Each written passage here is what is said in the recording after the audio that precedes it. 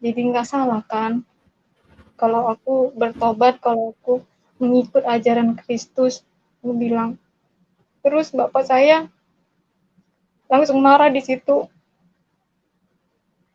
Jadi ceritanya teman-teman, saya mau dibunuh saat itu ya. Nah, bapak saya langsung marah di situ.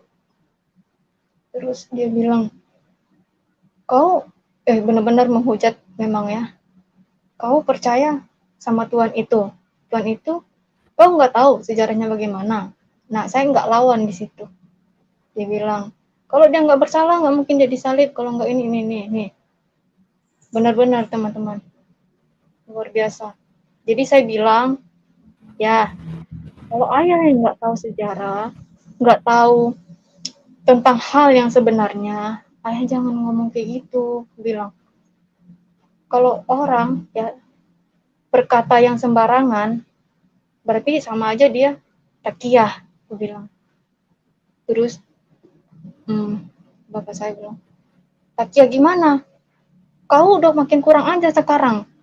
Kau udah disekolahin, udah di ngajiin, udah khatam berapa kali Quran. Terus bukan soal itu ya. Aku juga selama ini kalau ngaji itu selama ini aku ngaji aja, bahasa Arab aja aku baca. Tapi aku nggak tahu artinya. Aku bilang, ya Iya, karena iya, kau iya, iya, iya, iya, iya, iya, iya. karena kau nggak Lanjut, baca di lanjut. situ, kata bapak saya. Karena kau nggak baca artinya di situ, kata bapak saya. Coba kalau kau baca, pasti kau tahu. Jangan kau tahu artinya, tapi kau nggak bisa maknain itu, katanya gitu. Nah, terus saya bilang, ayah, udah cukup, nggak usah terlalu banyak ini ya, nggak boleh ya dalam ajaran Kristen, nggak boleh terlalu menghujat Tuhan, karena dosa yang dialami umat manusia itu kecuali dosa menghujat Roh Kudus nggak bisa diampuni. Begitu saya ngomong, saya bilang gitu ke bapak saya.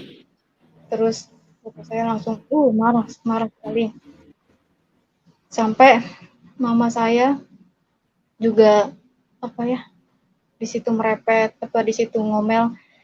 Dia bilang, kak, kenapa kau seperti ini, nanti kalau kalau mama mati siapa yang ngasinin, siapa yang baca yasin, siapa yang doain, siapa yang kuburin, kalau mau mati di sana di surga kau nggak ada yang bisa nyelamatin kau, nggak ada yang bisa membantu kau, nggak ada yang bisa nolong kau. Mama bisa sama adik-adik semua, tapi kau kalau nggak ada bagaimana, kata mama saya. Terus saya bilang, mama saya di situ nangis ya. Saya juga apa ya? Karena itu saya sebetulnya teman-teman saya tuh nggak bisa kalau lihat mama saya nangis gitu. Terus mama saya nangis itu, dia muntah-muntah di situ. Jadi saya rasa saya nggak apa ya, kalau saya ngomong tentang Alkitab apa semua, kalau saya makin bilang tentang kebenaran Tuhan, mereka makin ini, saya takut gitu.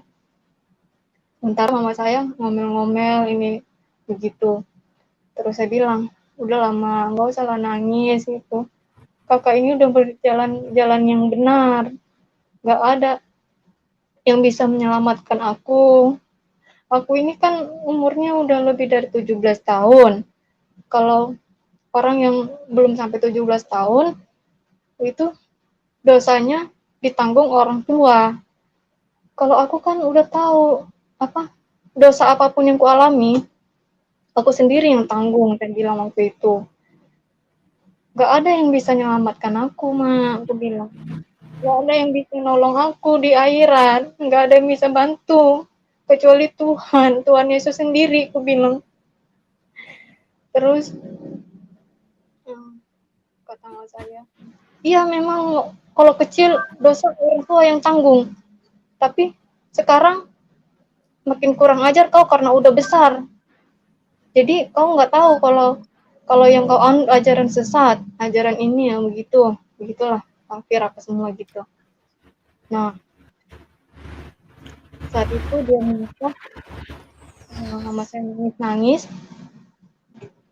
Jadi saya pikir, waduh, ini percuma Tuhan kalau aku bilang berkata yang sebenarnya ke orang tua, sama aja, tetap bertentangan. Dah, saya masuklah ke kamar. Saya masuk ke kamar, mereka makin menjadi.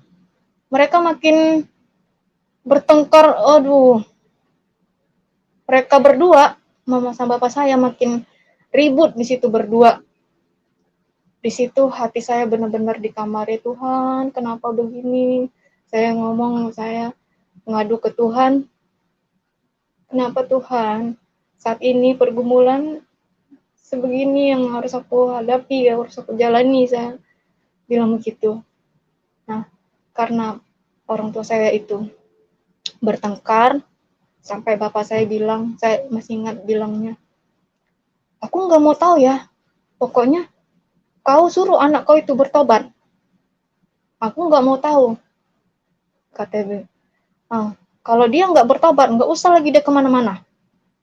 Nggak usah lagi ke Jakarta, apa semua cari kerja di sini aja, di rumah aja, kata bapak saya.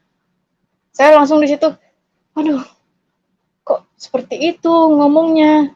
Ini bagaimana Tuhan? Kok saya nggak bisa keluar apa? Bagaimana gitu? Saya bertanya-tanya di situ. Terus bapak saya bilang, kalau sampai dia ini nanti nggak ku kasih makan dia itu. Kalau perlu ku gerak lehernya. Aku jangan main-main sama aku ya, gitu. Itu ada parang ada di bawah tempat tidur bapak orang tua saya. Terus dia bilang mau gerak gitu, saya langsung takut. Saya, aduh Tuhan, ini kok seperti ini gitu kan. Nah, udah mereka ribut, bertengkar di situ. Saya sambil saya dengar aja mereka ribut, bertengkar. Nah, pas jam gak lama itu, mama saya sama adik saya yang nomor 2 pergi tengah malam. Jam 11 malam mereka pergi. Gak tahu kemana. Pulang-pulang, saya disuruh minum, dikasih minum air. Terus Tapi waktu itu mau telepon Pak Bomom dulu ya? Ya toh? iya bentar. Lapor. Iya, jadi udah pulang kemana? Saya nggak tahu karena saya nggak dengar mereka kemana gitu kok tiba-tiba ini gitu kan. Nah, saat mama saya ini, saya telepon bapak setelah saya minum air. Saya disuruh minum air 1 gelas sama mama saya. Dia bilang, minum ini. Apa ini, Mak? Bilang, udah minum aja, jangan cerita kau. Baca itu Al-Fatihah, baca dulu Qul huwallahu, Al-Fatihah 3 kali, Qul huwallahu, Qul a'udzu birabbin nas, gitu. Terus saya gini, ini jangan-jangan ini ada apa-apanya nih, jangan-jangan didoain apa gitu kan. Nah, mau nggak mau saya minum, tapi saya berdoa, ya Tuhan, saya bilang, jika ada di dalam air ini hal-hal, saya berdoanya, saya nggak yang seperti yang disuruh mama saya. Saya berdoa, kalaupun ada hal apa yang di minuman ini didoain atau apa Tuhan, aku berdoa sekiranya Engkau berkati air ini, tutup bungkus dalam darah-Mu hal-hal yang buruk yang terjadi akan diriku. Nah, saya berdoa begitu. Lalu sebut dalam nama Yesus. Waktu itu sebut iya, dalam nama Yesus. iya Pak, iya. Ya. Setelah dalam nama Yesus, setelah saya minum, ada berapa menit? Sebelum saya minum, ya setelah saya minum, setelah saya kan telepon bapak ya. Saya bilang, saya telepon bapak, Saya cerita, Pak, ke Pak Bom kan, Pak, gimana ini Pak? Saya ada pergumulan dengan orang tua ini malam ini, saya bilang. Tapi saya udah minum air apa? Kata Pak Bom. Gak tahu air yang dikasih ini, mama saya. Terus gimana? Tapi saya udah berdoa, saya nggak berdoa Al-Fatihah apa itu kuangwo, saya berdoa dalam nama Tuhan Yesus gitu. Oh ya, bagus-bagus kata Pak Bom. Jadi gimana? Saya bingung Pak, saya nggak dikasih kemana-mana lagi, saya nggak dibolehin keluar, nggak dibolehin berangkat ke Jakarta lagi. Pokoknya saya nggak bisa kemana-mana. Terus Pak Bom bilang, udah kamu kabur aja. Kabur kemana Pak? Nggak bisa, saya bilang kan. Terus gimana ya kata Pak Bom. Oh coba-coba saya tanya teman dulu. Pada teman Pak Bom yang waktu itu Pak tinggal di Lampung.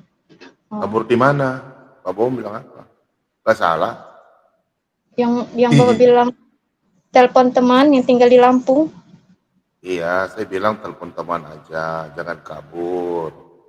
Kalau bilang Pak Bom bilang kabur, salah. Iya, ya kabur itu Pak.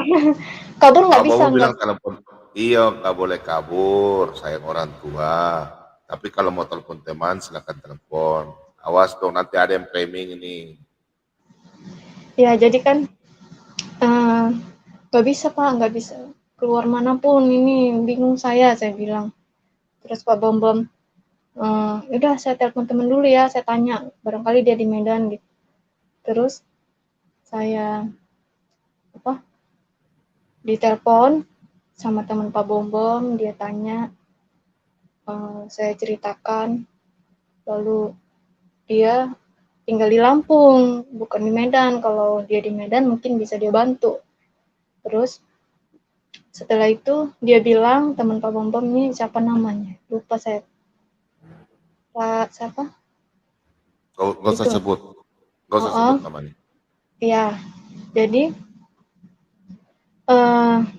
dia bilang, udah kamu ikutin aja apa yang dibilang orang tua. Kalau dikasih apapun, pokoknya jangan berdoa. Itu yang seperti mereka suruh. Doa doa aja dalam nama Tuhan Yesus katanya.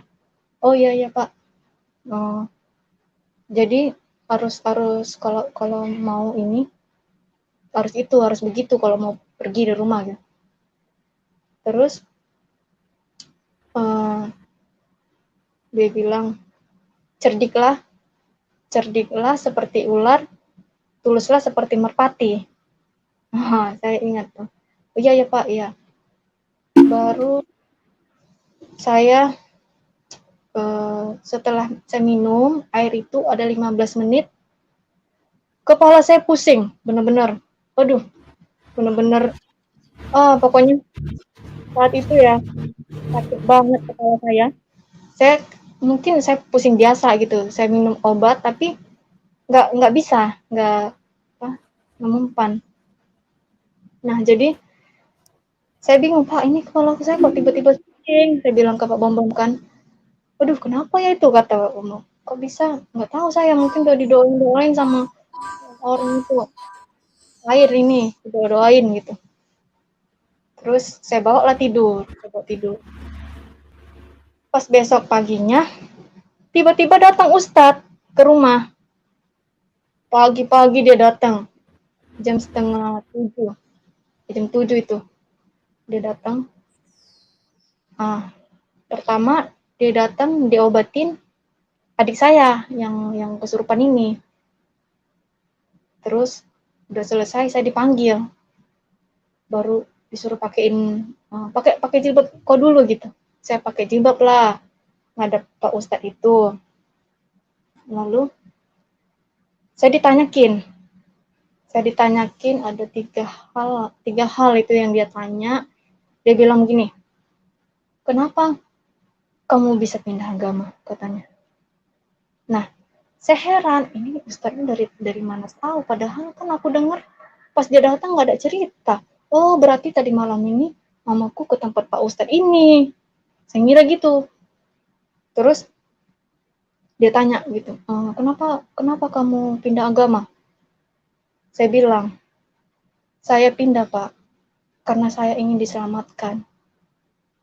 Sekarang saya sudah tahu kebenaran, karena Sang Juru Selamat itu ada di Tuhan Kristen, gue bilang. Iya, iya. Terus baru dia jawab, kenapa kau bisa bilang begitu? Baru saya jawab, Bapak, tahu nggak? Saya bertanya kan, saya bilang gini, ada nggak Pak, kalau di Kristen, Tuhan yang menyelamatkan manusia itu Tuhan Yesus. Kalau di Al-Quran, ada nggak Pak, Muhammad yang menyelamatkan manusia? Saya bilang, ada lah, coba kamu baca aja. Ada itu, cuma saya lupa ayatnya, katanya. Oh iya, oke, saya nggak tanya, dalam hati saya, oh ini Ustaz belum tahu. Lalu, iya Pak,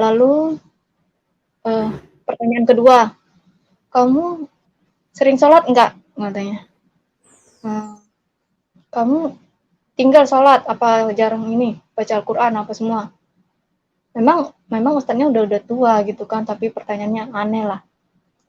Terus saya bilang, saya selama Muslim, saya rajin sholat memang Pak.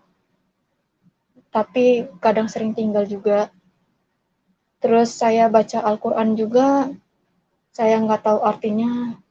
Setiap malam Jumat, saya baca Yasin.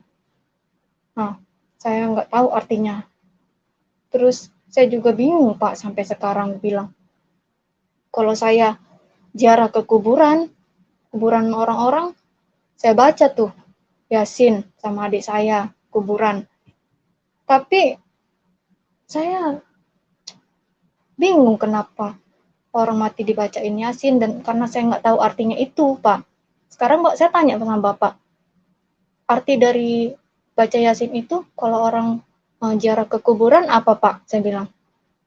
Terus katanya, itu supaya kita membacakan mereka Yasin, supaya mereka di akhirat di sana dilindungi, supaya amal-amal pahalanya itu ke kita, supaya mereka ingat di alam barzah sana, mereka yang udah mati itu, maksudnya ingat, oh ini cucu atau anak aku yang udah bacain doa, oh dia ingat sama aku, nah dia bilang gitu, dia cerita lah.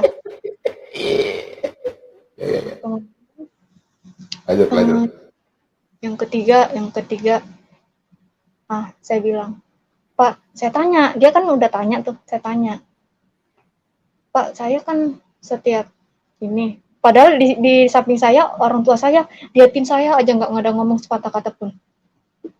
Terus saya tanya, Pak, saya tiap hari kan saya sholat, Pak, kecuali lagi halangan. Tapi di dalam sholat saya, selalu saya baca Al-Fatihah, Pak. Misalnya sholat zuhur 4 rakaat, 4 kali saya baca Al-Fatihah.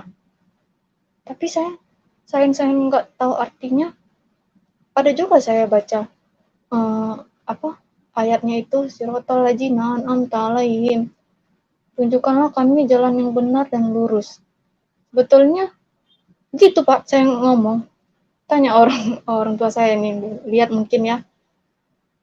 Saya bilang, itu artinya seperti itu Pak.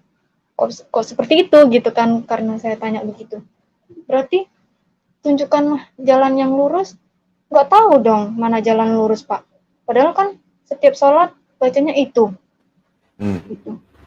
Terus kata dia, memang itu harus dibacakan. Setiap awal mula kita berdoa, itu bacakan. Pokoknya apapun itu bacakan Al-Fatihah. Nah, kamu nggak baca dari awal Al-Fatihah itu sampai akhir. Yang kamu baca artinya itu aja. Kalau kamu baca yang akhir, nah dia bilang gitu, pasti tahu maknanya. Nah, dia, saya dalam hati saya berkata, oh ini Ustadz ngeles-ngeles aja nih kalau ditanya.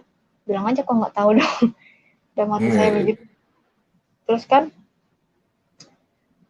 sudah itu dia sudah dia tanya begitu, Saya juga malas lagi bertanya kan jadinya. Dia suruh adik saya ambil air 1 galon, satu apa? Gayung. Aqua. Bukan Pak, Aqua satu, Aqua. Ambil dulu air Aqua. Dia ambil sama adik saya. Dia baca-bacain itu. Terus, ini kamu minum katanya. Aduh, ini saya suruh minum lagi nanti sakit lagi kepala saya nih, dalam hati saya kan. Udah minum aja. Di situ saya nolak Pak, saya nggak mau minum. Kemudian mama saya langsung suruh-suruh, udah kau minum aja, nggak usah ngeyel, udah minum aja, nggak usah bantah ini orang kayak gitu-gitu. Terus mau nggak mau, saya berdoa, benar-benar Pak. Saya berdoa ke Tuhan begini, ya Tuhan, saya nggak mau kepala saya sakit lagi karena minum air ini. Saya yakin ini Ustadz udah doain saya gitu. Tapi saya percaya Tuhan, Engkau menghapus semua hal-hal yang buruk dari dalam air ini. Karena aku percaya Tuhan, Engkau tutup bungkus dalam darah-Mu. Nah, saya berdoa gitu pokoknya. Dalam nama Tuhan Yesus kan. Kemudian saya minum air itu. Nah, setelah minum, saya nggak sakit tuh, nggak sakit kepala saya. Lalu udah saya minum, bapak saya bilang, Ustadz itu gini, lain kali jangan kau banyak bertanya. Ustadz tuh diam aja kan. Apa yang dipintakan orang tua itu yang dijalani. Gak usah kau banyak-banyak ini. Kalau kau dari dulu ini sudah Muslim, kau nggak bisa lagi pindah agama, kata bapak saya. Oh, nyambung ustadznya, dia bilang gini, iya, kau tahu kan dosanya orang yang dari Muslim pindah ke Kristen bagaimana, kata dia. Nggak diterima di padang mahsyar, nggak akan diampuni dosa-dosa kau, katanya. Saya diem aja, nggak mungkin lah gitu kan, saya mengira yang nggak mungkin. Memang kau yang tentukan saya. Lalu udah saya minum air, saya Ustadz itu suruh adik saya ambil air lagi, pakai aqua yang berapa mili itu Pak, yang lebih besar itu. Terus dikasihnya ke Ustadz, saya didoain lagi air itu sama Ustadz. Terus udah didoain, disuruh saya mandi. Dia bilang, pokoknya kamu harus bertobat ya. Sekarang kau baca dulu ayat kursi. Saya baca di situ. Saya baca ayat kursi, terus dia suruh mandi. Mama saya bilang, udah ganti dulu baju kau, masuk kamar. Nanti baru sama adik kau ini mandi tobat. Tuh. Terus saya masuk kamar. Di kamar itu Pak, pokoknya saya berkeras hati, nggak tahu kenapa ya, mungkin nggak tahu lah, pokoknya saya nggak mau nih, saya nggak mau dimandiin, saya nggak mau, pokoknya saya harus keluar juga dari rumah ini sekarang, mau nggak mau, saya bilang. Terus kalau saya dimandiin, tapi saya nggak ingat apa seperti yang dibilang Pak Bambang, udah ikutin aja gitu. Nah, saya berkeras di situ, pokoknya saya harus pergi, saya ambil pakaian saya tadi, saya packing, masukin ke tas semua, terus saya ganti baju, udah siap-siap mau berangkat semua. Nah, itu pada saat itu tiket udah saya booking untuk berangkat besok padahal. Tapi saya bilang ke ini orang tua hari ini.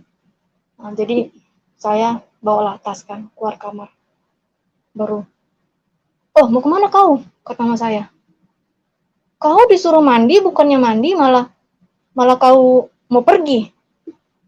Aku bilang, Mak, kakak minta maaf, bukannya aku mau pergi. Kalau aku mandi nggak terkejar lagi waktuku ini.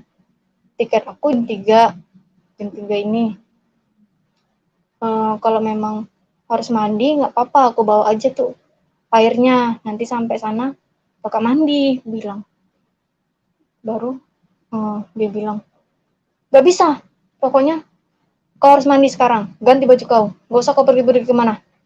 Nah, terus gak bisa Ma, aku harus pergi, aku bilang. Aku bawa itu airnya, aku mandi di sana. Ustadz tuh masih ada di situ, Ustadz itu.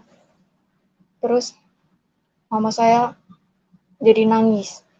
Dia bilang di tangan saya kan, janganlah kau pergi, nggak usah kau ini harus nurut sama orang tua. Kau ini, jangan kau durhaka begitu. Seperti itulah mama saya nangis-nangis. Lalu papa saya langsung berdiri, baru dia bilang, oh, kau udah makin kurang ajar ya, katanya.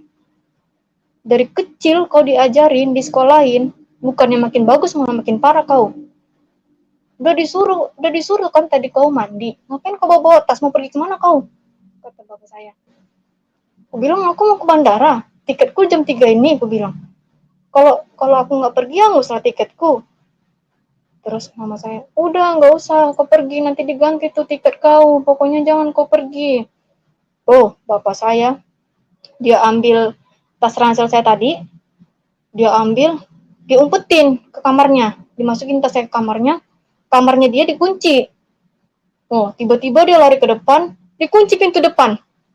Baru dia lari ke belakang, dikunci pintu dapur. Aduh, bingung saya. Ayah maksudnya apa, aku bilang. Ngapain ayah kunci-kunci semua tas aku diumpetin? Terus dia bilang, iya biar supaya kau jangan ngelunjak. Kau udah disuruh mandi, bukannya mandi, malah kau mau pergi. Nggak usah kau pergi, udah dibilang nggak usah kau pergi. Itu ada parang tuh nanti kugerak leher kau ya, dan macam-macam kau. Ya bukan apa, aku mau pergi.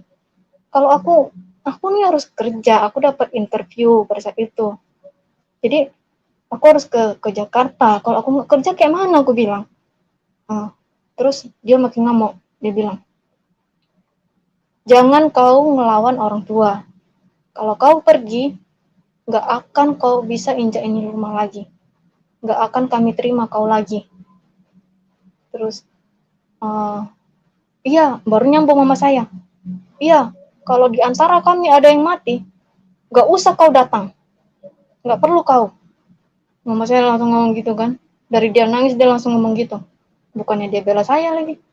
Terus, bapak saya bilang, udah, pokoknya kau ganti baju sekarang. Kalau enggak, kau nggak usah pergi. Terus, karena bapak saya marah itu, saya nggak ini kayak hati saya berkeras. Pokoknya saya nggak mau. Pokoknya saya harus pergi gimana pun caranya. Saya nggak mau mandi. Karena yang saya pikirin kalau saya mandi, otomatis saya apa namanya kembali agama sebelumnya gitu kan. Saya nggak mau lah. Karena istilahnya mereka bilang kalau udah mandi air tobat itu udah jelas balik gitu. Lalu saya marah di situ karena bapak saya nahan-nahan saya dibilang anak durhaka apa semua. Saya ngamuk di situ. Kemudian bapak saya mau pukul saya. Terus bapak saya mau pukul saya. Nah, mama saya nahan tangannya. Baru dia masuk ke kamar karena mungkin dia nggak bisa pukul gitu kan. Dia masuk ke kamar. Terus dia bilang, ngapain ayah, kata mama saya. Ini mau ngambil parang. Apa-apaan kau, katanya, mau bunuh anak kau, katanya itu. Udah biar aja. Padahal itu parang udah di tangannya tuh. Saya bilang, ayah kalau mau pukul aja, gak usah mau bunuh aku bilang. Nah, pukul. Saya sampai kasih badan saya. Mau suruh, nah, ayah pukul badan aku. Gak masalah, ayah pukul lah. Tapi ayah berurusan ke polisi. Aku selama ini aku sabar ya, dari kecil ayah pukul aku. Aku diem aja. Ayah libas aku diem aja. Sekarang ayah mau pukul lah. Ada kok pasalnya, orang tua mukul anak, aku bilang. Terus mama saya, udah enggak, ayah kok enggak mukul kau. Enggak mau bunuh kau, udah pokoknya kau mandi. Enggak mau aku mandi. Aku mau mandi kalau udah sampai Jakarta, aku bilang. Terus pas mau diambil parang itu, mama saya nahan. Akhirnya nggak jadi diambilnya parang. Kemudian masih ribut di situ.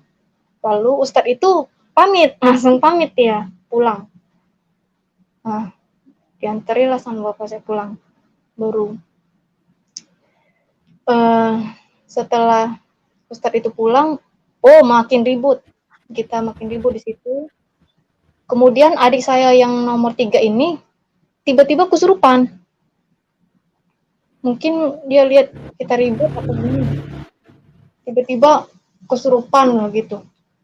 Kesurupannya, aduh, benar-benar Bapak Ibu, kesurupannya luar biasa. Seperti apa ya? Jadi saat dia kesurupan itu, kita jadi udah nggak berkelahi, udah stop. Nah, karena adik saya kesurupan, dia ngamuk-ngamuk. Pokoknya dia marahnya nih sama mama saya, ngamuknya, anehnya. Dia mau kejar tuh mama saya kayak mau dia tonjok, mau apa, pokoknya mau dia kejar lah. Nah, saya sama adik saya nahan adik yang nomor 3 ini. Karena ini kan, tapi nggak bisa ditahan benar-benar. Aduh, bapak saya karena kesurupan itu bukannya dia nolong, malah dia minggir ke pintu depan. Terus pokoknya aduh, kesurupannya tuh benar-benar di situ. Wah, nggak bisa di ini tangannya kayak kuat banget, kayak bukan manusia lah pokoknya tuh. Dia nggak tahu lah kesurupan apa itu. Nah, saya bilang, jangan gitu bang sama mama, nggak boleh, itu mama itu, sadar bang, sadar. Adik saya nomor 2 bilang, berdoa bang, istighfar, nggak boleh kayak gitu mama, apa semua. Nah, didoain sama adik saya nih, baca-bacain ayat kursi apa semua. Nah, saya saat dia udah duduk kesurupan gitu, saya berdoa ke Tuhan. Saya bilang, ya Tuhan, saya bilang kan, aku saat ini nggak minta apa-apa. Aku nggak ada yang kuinginkan darimu Tuhan, aku bilang. Yang aku mau, Engkau memberikan kesembuhan untuk adik aku saat ini. Aku mohon, aku minta tolong ya Tuhan. Sebab aku percaya Engkau mengangkat roh gaib, roh halus yang ada dalam diri manusia. Aku percaya Tuhan, roh jin apapun akan keluar dalam tubuh adikku ini. Saya berdoa begitu. Tapi makin kesurupan lah. Nah, sampai di ini ayat kursi apa dibacain itulah, dikasih musik gitu, nggak mau juga dia. Lalu saya bisikin di ininya, di telinga adik saya ini, saya bisikin, dalam nama Tuhan Yesus, engkau jin-jin yang bersemayam dalam adikku, keluar keluar, saya gitu, dalam nama Tuhan Yesus, pokoknya gitu. Nah, nggak berapa lama tuh dia mulai agak tidur, agak terlentang lah. Jadi udah agak mendingan, walaupun masih ngeraung masih gitu.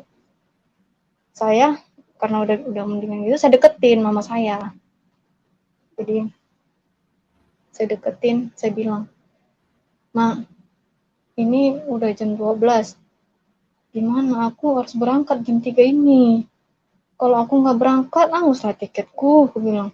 "Nggak ada lagi duitku mau booking." Terus katanya, "Janganlah kau berangkat, nggak kasihan kau lihat adik kau tuh. Udah berobat kemanapun nggak sembuh. Kau lihat dulu dia dulu, nggak ada kau kasihannya," gitu. Terus mama saya bilang, "Pokoknya jangan kau, kalau kasihan sama adik, jangan kau pergi lagi ke Jakarta. Di sini aja, di rumah, cari kerja di sini." "Gak bisa, Ma," aku bilang. "Aku profesinya begini, masa iya aku harus di rumah nggak ada kerjaan, sementara di Medan peluangnya susah. Aku harus ke Jakarta. Ini ada interview di panggilan di perusahaan. Terus aku mau ke kampus juga. Gimana juga ini," bilang. Terus kata mama saya, "Kau nanti kalau di pending itu bisa diganti itu tiketnya." Itu jadi dia ngomong baik-baik gitu kan. "Kau lihat tuh adik kau, kalian satu darah. Dia tahu kalau kakaknya pindah agama. Seperti itu mama saya ngomong. Dia bisa merasakan. Nah, dia begitu karena kau. Karena aku gimana aku bilang? Ya karena kau pindah agama. Nah, jadi di situ saya langsung, waduh, kok jadi tua saya nuduh saya, gara-gara saya gitu. Terus saya bilang, nggak mungkin gara-gara saya, Mak, aku bilang. Nah, sementara Mama nggak tahu juga apa sebabnya. Ini adik udah lama, nggak mungkin, Mak, aku bilang. Kita nggak tahu banyak hal-hal faktor. Barangkali ada yang nggak suka atau apa. Karena setiap jin-jin itu mudah merasuki manusia. Kalau orang itu nggak apa ya, kemana-mana gitu kan. Iya, tapi dulu dulu kemarin itu udah dibawa ke ini orang pintar katanya di kuburan, kena di kuburan gitu. Dia bermain-main di kuburan gitu. Ya mungkin itu bisa jadi itu. Nah, jadi bukan karena aku juga. Ya, buktinya udah diobatin gak sembuh juga. Makanya kau harus bertobat gitu, kata mama saya. Udah, kau nggak usah lagi ikut agama itu, nggak usah lagi ini. Kau lihat adik kau kasihan, tunggu adik kau sembuh baru kau pergi katanya. Terus saya bingung di situ kan. Saya masuk lagi kamar, saya berdoa, Tuhan, aku tahu Engkau hadir dalam pergumulanku saat ini. Saya berdoa, sekiranya Engkau berkati Tuhan, supaya mamaku ini luluh, supaya dia berkenan untuk aku bisa berangkat gitu. Tapi jika memang aku harus berbohong Tuhan, Engkaulah yang tahu itu. Tapi aku nggak mau menyangkal dirimu Tuhan. Saya berdoa gitu. Terus saya ingat yang dibilang Bapak tadi, cerdiklah seperti ular, tulus seperti merpati. Dan saya ingat juga bilang aja yang bilang Pak Pompom, ikutin aja ini orang tua gitu kan. Nah, saya keluar, saya temuin mama saya, bilang, udah kau ganti baju, kau mandi tobat sekarang, katanya. Kalau aku pergi, gimana mak? Kalau kau pergi, ayahku makin marah. Gak bakal dianggap kau sebagai anak lagi. Gak bakal kau bisa datang ke rumah lagi, kata mama saya. Terus saya bingung, aduh, ini gimana Tuhan? Apakah aku harus berbohong gitu kan? Tapi aku tahu Tuhan, Engkau tahu hati aku. Engkau tahu aku berbohong atau tidak, aku menyangkal atau tidak, Engkau tahu hati aku. Aku percaya itu Tuhan. Nah, kalau saya nggak ini, teman-teman, mungkin saya nggak dikasih pergi dari rumah. Jadi, saya terpaksa, saya berbohong. Saya bilang ke orang tua, ke mama saya bilang, kalau memang abang itu, adik itu seperti itu, karena aku, kayak aku balik agama gitu kan, pindah balik Islam lagi gitu. Oh benar kau mau balik lagi katanya. Iya mak. Yakin kau ya, jangan kau berdusta ini hari Jumat katanya. Mak saya. Kau tahu kalau orang yang bohongi orang tua bagaimana? Iya aku bilang. Nah, kalau kau mempermainkan agama, kau tahu sendiri ajaknya gimana katanya. Saya nggak percaya apapun itu, mau kutuk atau apa. Kalau sudah berjalan dalam Tuhan, saya nggak yakin. Terus saya bilang iya aja. Nah, di situ saya dinasihatin sama saya langsung. Nah, janganlah kau pindah lagi, ini. Dia Kristen itu begini. Kau kalau ke Islam gini, nanti kita di surga bersama-sama, ini, gitu-gitulah. Terus datanglah bapak saya. Dia bilang, karena mungkin adik saya panggil ya, dia datang, bapak saya langsung. Dia bilang, betul kau ya kak? Kau sungguh-sungguh mau balik kan? Nah, kalau kau pindah dari Islam ke Kristen hanya karena orang, gak usah kau anggap orang tua lagi. Dan kalau kau balik ke agama sebelumnya lagi, gak usah kau datang ke rumah lagi. Nah, terus kau bersumpah dulu sekarang, katanya. Saya bersumpah di situ. Saya bilang, ya jujur, karena aku udah tahu kebenaran, saya bersumpah, saya bilang, aku bersumpah dalam nama Tuhan Yesus. Gak ada siapapun yang menyuruh, yang ngasih air apa. Karena dia bilang, ada yang ngasih kau air ini, kau bersumpah dulu gitu kan. Nah, saya di situ bersumpah lah. Saya bersumpah dalam nama Tuhan Yesus. Dia nggak terima. Gak usah kau bersumpah dalam nama Tuhan Yesus. Kau bersumpah demi Allah. Oke, aku bersumpah juga. Saya bersumpah demi Allah. Gak ada siapapun yang suruh saya untuk pindah agama, untuk kasih apapun, air apapun, karena nggak ada dalam Kristen air begitu. Saya ngomong gitu, katakan sumpah seperti itu ke orang tua. Terus saya dibilang, berarti memang benar nggak ada yang suruh kau masuk Kristen? Enggak. Sekarang kau bersumpah lagi. Disuruh bersumpah lagi bahwasannya saya mau balik ke Islam, yakin gitu. Saya bersumpah juga. Tapi saya nggak bersumpah demi Tuhan Yesus. Saya bersumpah demi Allah, karena mereka nggak mau dengar sumpah-sumpah Tuhan Yesus. Saya bilang, saya bersumpah demi Allah saya balik Islam. Nah, sekarang kau mandi, bapak saya suruh, kau mandi air itu, ya, kau sholat taubat, terus sholat zuhur, kau mandi. Nah, saya ikutin tuh apa yang dibilang orang tua. Lalu saya ke kamar, ganti baju, terus mandi. Nah, sebelum mandi dituntun sama adik saya. Saya nggak boleh mandi sendiri. Jadi adik saya yang baca doa, saya ikut juga apa doa yang dia bilang, doa ayat taubat itu kan. Kemudian saya ikut berdoa, saya mandi. Lalu selesai mandi, saya sholat taubat. Kemudian saya sholat, tapi saya sedih di sholat itu. Karena dalam sholat saya pokoknya saya nggak mau baca doa sholat, sebagaimana sholat saya nggak mau pokoknya. Iya, jadi kalau kalau misalnya, kalau mama saya, bapak saya lihat video kesaksian saya ini, saya mohon maaf yang sebesar-besarnya, karena pada saat itu saya benar tidak membaca sebagaimana ayat sholat. Saya berdoa di situ saat saya sholat, saya menangis di dalam hati ke Tuhan Yesus. Apa yang sudah saya lakukan, apa yang sudah saya perbuat. Saya minta maaf ke orang tua saya terlebih dahulu, karena memang mungkin orang tua saya saat saya sholat itu melihat saya, sudah taubat gitu. Padahal tidak sebenarnya begitu, seperti itu. Kemudian saya sholat, nggak tahu entah berapa rakaat itu. Pokoknya saya sholat, saya berdoa ke Tuhan, saya ngadu, saya sedih gitu.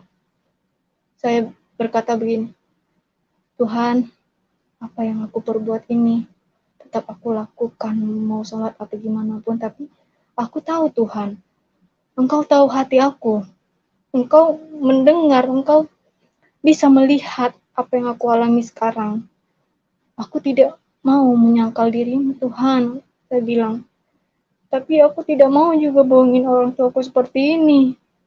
Apa yang udah aku perbuat Tuhan, saya benar-benar saya rasa bersalah di situ. Karena saya takut ya sama Tuhan, tapi saya takut juga bohongin orang tua. Tapi tetap saya di situ nggak tahu entah berapa rakaat, pokoknya saya ngomong cerita apa, ngomonglah ke Tuhan Yesus, apapun itu. Pokoknya saya nggak mau entah apa, baca niat apa juga, saya gini aja. Pokoknya saya udah nggak mau gitu. Saya nggak mau baca ayat sholat. Terus di situ saya ngomong ke Tuhan. Lalu setelah selesai sholat taubat itu, saya sholat zuhur. Nah, Saya sholat zuhur juga begitu. Saya nggak mau saya berdoa itu. Jadi saya nggak tahu berapa rakaat itu pokoknya. Saya berdoa aja ke Tuhan. Saya takut Tuhan Yesus marah gitu. Saya yakin mungkin Tuhan kecewa mungkin saat itu ke saya. Tapi saya percaya Tuhan tahu hati saya. Karena di hati saya ada Tuhan Yesus. Walaupun saat itu saya belum dibaptis, tapi saya percaya gitu. Roh Kudus selalu menyertai saya. Tuhan tahu saya. Saya yakin itu. Lalu saya selesai sholat zuhur, kemudian saya deketin orang tua, terus mereka bilang, udah bener-bener ya, udah sungguh-sungguh ya kau, udah tobat sekarang katanya. Iya, ya mak. Nah, jadi jangan lagi kau berpaling agama-agama lain. Jangan pernah tinggalkan Allah. Sholat jangan tinggal. Baca itu Al-Quran apa semua gitu-gitu. Iya aja, iya saya bilang. Kemudian ya udah kau kalau mau pergi bagus-bagus di Jakarta. Jangan lagi yang enggak kau ini. Jangan lagi kau pindah-pindah agama, musyrik. Jangan lagi ini apa semua. Ya iya aja. Nah, ada hal yang lebih parahnya, mereka bilang, kalau bisa sampai di Jakarta, kau buang itu Alkitab. Saya benar-benar kecewa, benar. Orang tua saya sampai segitunya, ya Tuhan. Dia bilang, kau buang itu ke sungai. Kau pegang pakai plastik. Ya, jangan kau pegang pakai tangan kau. Kau buang. Kata mama saya. Saya iya aja Pak, iya aja saya bilang. Langsung aja kembali ke Jakarta, langsung dibaptis. Waktunya sudah lama. Oh oke, baik. Nah, kemudian saya pergi, lalu saya disuruh pakai jilbab. Ya, tiket saya padahal besok, tapi saya cari penginapan yang dekat Bandara Kuala Namu. Saya nginap, saya check out jam 12 siang, padahal jam terbang saya jam 5 sore. Saya nunggu di bandara sampai 5 jam. Tapi saya bersyukur ke Tuhan, saya sangat senang sekali gitu. Karena Tuhan sudah lindungi saya sampai di bandara. Sampai Tuhan kasih jalan saya untuk sampai di Jakarta lagi gitu. Nah, puji Tuhan saya sudah sampai di Jakarta malam itu. Kemudian singkat cerita saya sudah ada jadwal baptis. Lalu saya temui Pak Lobo, kemudian kita pergi ke tempat baptis.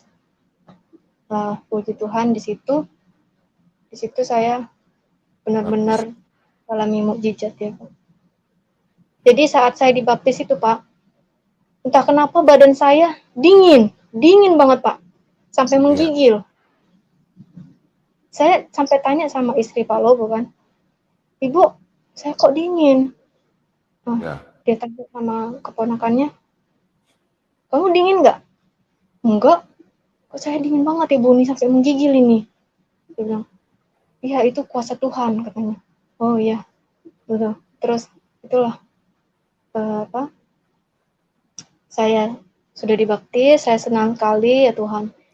Sudah jamah saya, sudah buat saya sadar.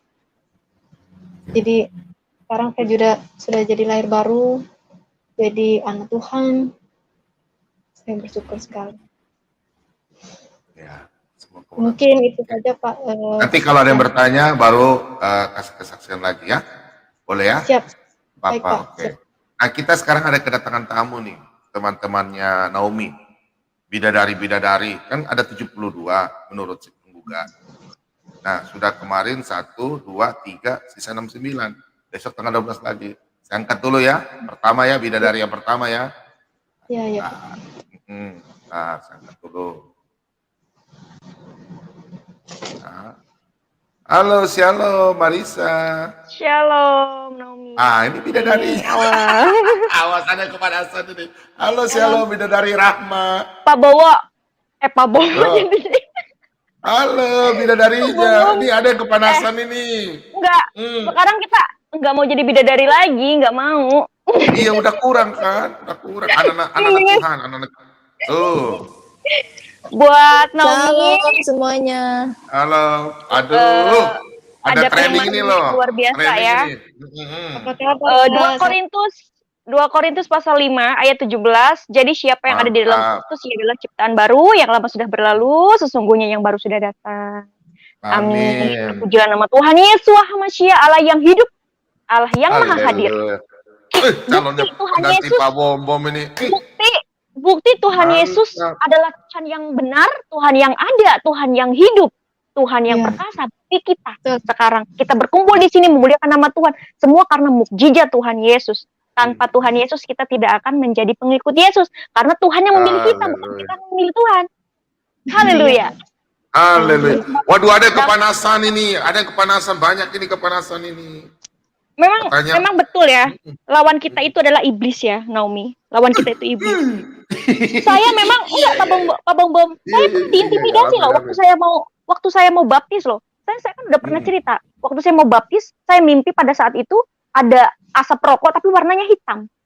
Tiba-tiba nyerang saya. Saya cuma ucapkan darah Yesus pada saat itu hilang, sampai sekarang nggak pernah saya mimpi begitu. Kak, sebentar saya ini cerita sedikit. Kalau saya sebelum 2 hari dibaptis itu ya Pak Bambem ya, 2 hari dibaptis saya mimpi ular naga. Jadi sampai tidur saya beda gitu. Yang anehnya di mimpi saya ada Pak Bom. Jadi haleluya. Jadi kan ceritanya gini Kak. Pak Bom yang jaga. Amin. Iya kan? Haleluya. Saya mimpi itu ada telur kayak telur raksasa 2 di atas kuburan. Tapi sebelah suara bayi. Nah, bingunglah kita, mama saya sama adik saya, bingung cari suara bayi itu. Di mana? Akhirnya ketemu, ternyata di atas kuburan itu telur sama bayi di sampingnya. Nah, setelah itu kok bisa ada gitu kan? Pokoknya bertanya-tanya lah gitu. Nah, mama saya bilang, udah bawa aja pulang ke rumah, kasihan ini nanti kena hujan atau apa gitu di mimpi saya. Nah, udah mama bawalah bayi ini, saya bawa telurnya gitu kan. Terus pecah tiba-tiba itu yang telur besarnya pecah. Pecahnya itu anak kecil tapi nggak seperti anak bayi, pada biasanya. Ini kecil gitu kayak bayi prematur lah. Nah, saya bawa bayi itu kan Kak. Terus mama saya bawa bayi yang itu, yang besarnya. Nah, sampai di rumah saat itu di mimpi saya rumah itu bukan rumah ini, rumah yang orang lain, rumah beda rumah yang saya tempati itu, nggak tahu lah pokoknya rumah situ. Saya letakkan itu bayi di atas meja, tiba-tiba berubah jadi naga. Naganya itu kecil, terus tapi dia loncat-loncat gitu di atas meja. Lah, saya kaget sampai saya perhatikan. Kok bisa berubah ini bayi ya gitu. Lama-lama, pada 3 menit berubah lagi. Bertambah, makin banyak. Jadi sampai 3 kan, dari 1 sampai 3 coba. Terus saya bingung, saya keluar cari pertolongan. Inilah, ada bapak-bapak kan, saya bilang gini, Bapak, itu ada ini naga di rumah saya. Ah, masa katanya? Iya, ayo Pak, ayo bantuin saya gitu. Nah, saya bapak itulah. Pas udah di depan pintu malah 6. Malah jadi 6 yang di meja itu. Nah, bingung lah kita, kok makin banyak. Akhirnya naga itu turun, dia kejar. Saya sama bapak-bapak dia kejar. Kita lari sekuat mungkin. Itu, dikejar sama naga itu. Karena naganya ada separuh dari tangan lah. Dikejar-kejar. Terus udah lari-lari, ketemu orang yang ada ngumpul di situ 4 orang. Dia bilang, kenapa? Enggak, itu ada naga di belakang kita, ada naga gitu. Baru dia bilang, udah jangan takut. Nah, dia berdoa di situ. Tiba-tiba mati langsung naga itu. 1 jengkal padahal jaraknya dari kaki saya kan, tapi saya nggak dipatok. Baru dia bilang, Tuhan, pertolongan Tuhan. Sebenarnya mimpi itu ya, kalau kita cerita itu pasti ada banyak orang yang tidak percaya, tapi kita mengalami, ya tidak ada yang tidak mungkin. Memang itu fakta. Saya juga mengalami. Tapi ingat teman-teman ya, teman-teman seiman di sini, kita percaya. Ya darah Yesus penuh kuasa, nggak usah takut lah. Yang namanya Iya, iblis itu betul. pasti mengintimidasi, apalagi untuk kita-kita yang baru bertobat gitu. Ya. Iya, Pada Roma betul. pasal 13 ayat 14 menunjukkan bahwa kita sebagai orang percaya selalu membutuhkan Tuhan Yesus sebagai perlengkapan senjata terang untuk menghindari keinginan duniawinya ya. Kamu juga Iya. baca Efesus pasal 6 ayat 11 sampai 17 jelas sekali ya. Intinya kita terus mengandalkan Tuhan Yesus karena di dalam nama Tuhan Yesus ada kuasa. Ya, darah Yesus, nggak usah takut ya. Iya, sebentar saya lanjut ya Kak. Mimpi saya itu yang anehnya ada Pak Bom gitu yang herannya. Terus udah naga itu mati, saya langsung berpikir, oh gimana nih di rumah mamaku pasti berubah juga jadi naga gitu kan. Nah saya langsung di situ telepon mama saya video call, di mimpi saya itu saya video call. Saya bilang, "Ma, ini ada naga," saya kasih lihat tuh, naganya mati semua. "Ya ampun, di sini Kak udah dipatok semua kita," katanya. "Hah, masa?" Aku bilang. "Iya, nih coba kau lihat nih," dikasih video Pak Bom ada di warung itu sama orang-orang di situ, dipatok juga merah-merah semua mukanya. Muka Pak Bom apa semua merah-merah. Yang anehnya saya kok bisa mimpi Pak Bom ya gitu. Jadi pas udah di mimpi saya itu mama saya juga kena patok naga itu. Terus saya kebangun, bisa tidur saya jadi berubah dari melintang sampai bujur. Saya bingung kan pas kebangun jam 4 subuh ya Pak ya, jam 4 subuh. Ya. Saya langsung telepon Pak Bom, saya bilang, "Pak, Bapak nggak kenapa-napa," saya bilang. Pak Bom nggak balas, udah sampai jam 6 Pak Bom telepon saya, "Kenapa?" katanya. Saya ceritakan mimpi saya. Terus, "Iya," kata Pak Bom, "saya memang tadi malam ada pergumulan luar biasa," kata Pak Bom. Ada hal-hal lah sampai istri saya muntah ya Pak, dia bilang. Istri saya lihat saya muntah-muntah darah pas tidur tuh. Muntah-muntah Jadi darah. malam itu, iya saya lagi nyiar. Jadi saya belum diceritain sama siapa Nomi. Malam itu kan saya udah nyiar, tapi saya tutup cepat. Jadi pada waktu saya masih sementara nyiar di sini pukul 11 malam, jam 1 malam, di Jakarta mungkin jam 3 malam. Nah jam 3 malam itu yang si Naomi mimpi, tapi saya belum tanya, saya belum tahu. Nah jam 1 malam itu istri saya kan sudah tidur juga di sini. Dia bilang sama saya, "Ah tidur sudah, kau kayaknya letih." Dan memang pada waktu saya menyiar, saya lagi sementara bergumul, ada kuasa-kuasa kegelapan yang sementara saya ada doa itu. Saya sementara ada berjuang, ada bergumul. Itu istri saya langsung datang bilang, "Pak tutup sudah siarannya, kau kelihatan gak sehat." Saya bilang, "Kenapa?" Saya kasih mood siaran saya kasih Pak Lidara yang bicara, istri saya kasih tahu. Saya lihat Bapak tadi jatuh dari kursi muntah-muntah darah. Saya bilang, "Oh iya pantasan saya lemah sekali." Nah, saya bilang saya lemah sekali, lalu saya bilang sama Pak Lobo, Pak Lidara, "Pak, kita sudahi aja ya, setengah jam lagi kita sudahi, saya mau istirahat sampai-sampean." Nah, setelah 1:30 itu, biasanya kita tutupkan pagi. Jadi, saya 1:30 itu, ada waktu itu bukan Anas apa, Haikal bertanya, saya jawab sampai jam 2, jam 2 kita tutup, saya tutup siaran jam 2 malam atau jam 12 malam di Jakarta. Saya masuk, ini si Naomi WA pagi tuh jam 2 lewat. Berarti jam 3. Ya Jakarta ya sekitar itulah. Nah saya WA tapi saya nggak jawab. Nanti setelah jam berapa ya? Naomi mungkin jam berapa? Jam 3 di sana ya Naomi ya? Iya jam 3. Saya kebangun. Jam 3 di sini udah jam 5. Naomi saya WA langsung saya telepon. Karena dia jawab WA saya telepon. "Kenapa Naomi?" "Saya mimpi Pak Bom." "Mimpi apa?" "Dikerumin naga." "Oh iya." Saya bilang saya tahu itu sudah karena dia kan baru dibaptis ya, waktu dia baru dibaptis. Jadi dia punya kuasa kegelapan yang itu yang tadi dia cerita kesaksian itu yang saya lawan ya. Itu jin-jin yang saya lawan. Ada beberapa jin karena memang Pak Bom orangnya suka yang kerja saya ya begitu. Istilahnya pengejar barang-barang begitu ya dulu ya, sebelum waktu Pak Bom dihabiskan. Pak Bom memang barang-barang begitu Pak Bom yang biasanya usir. Nah jadi penglihatannya si Naomi ini lihat dalam mimpi, makanya Pak Bom kasih tahu, udah kamu berdoa, saya kasih ajar cara berdoanya, saya kirim WA-nya cara berdoanya, cara untuk menghilangkan itu, saya kasih tahu. Nah, mulai di situ dia udah mulai tenang sampai sekarang. Jadi memang waktu dia setelah dibaptis itu jin-jinnya itu semua keluar. Seperti yoga nanti mungkin sebentar masuk ya. Yoga juga begitu Tapi, waktu dibaptis.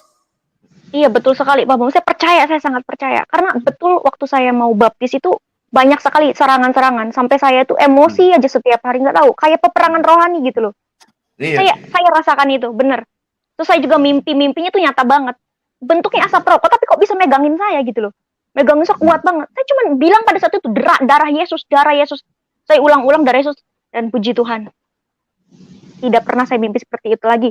Pada Efesus pasal 6 ayat 12, karena perjuangan kita bukanlah melawan darah dan daging, tetapi melawan pemerintah-pemerintah, melawan penguasa-penguasa, melawan penghulu-penghulu dunia yang gelap ini, melawan roh-roh jahat di udara. Kita nggak usah takut ya, Naomi ya. Buat semuanya juga teman-teman yang ada di room ini, kita tetap andalkan Tuhan Yesus, karena di dalam nama Tuhan Yesus ada kuasa. Darah Yesus. Tutup bungkus dengan darahmu yang kudus ya. Marisa calon pendeta. 8 ayat 12, maka Yesus berkata pula kepada orang banyak, katanya, akulah terang dunia, barang siapa mengikut aku, ia tidak akan berjalan dalam kegelapan, melainkan ia akan memiliki terang hidup. Ketika saya mengenal Tuhan Yesus, hidup saya penuh dengan sukacita, damai sejahtera, kekuatan, keberanian, ya. Oke. Karena Yesus telah membawa saya kepada terangnya yang ajaib. Saya sudah hidup di dalam kegelapan lagi, ya. Hal-hal kebodohan, hal-hal kemusyrikan dikalahkan oleh terangnya Yesus yang ajaib. Wah, haleluya, kita menang ya. Naomi, semangat Naomi ya. Haleluya, terpujilah Tuhan Yesus. Haleluya. Fitria, kita salam ya. Oke, sebelum ke Rahma, kita salam-salam dulu buat bapak-bapak senior ya. Termasuk bapak rohaninya Naomi yang bawa Naomi baptis di gereja di Jakarta. Ya, di gereja mana? Sebelum kita sambut Pak King David, kita putar dulu Naomi-nya baptis ya. Oke? Kita lihat ya, sebelum dibaptis videonya. Oke, kita masuk dulu. Tiada pernah berubah kasih-Mu, yang terbesar dalam hidupku, pengorbananmu yang selamatkanku, Engkaulah harta yang tak ternilai yang kumiliki dan ku hargai. Yesus, Engkau ku kagumi.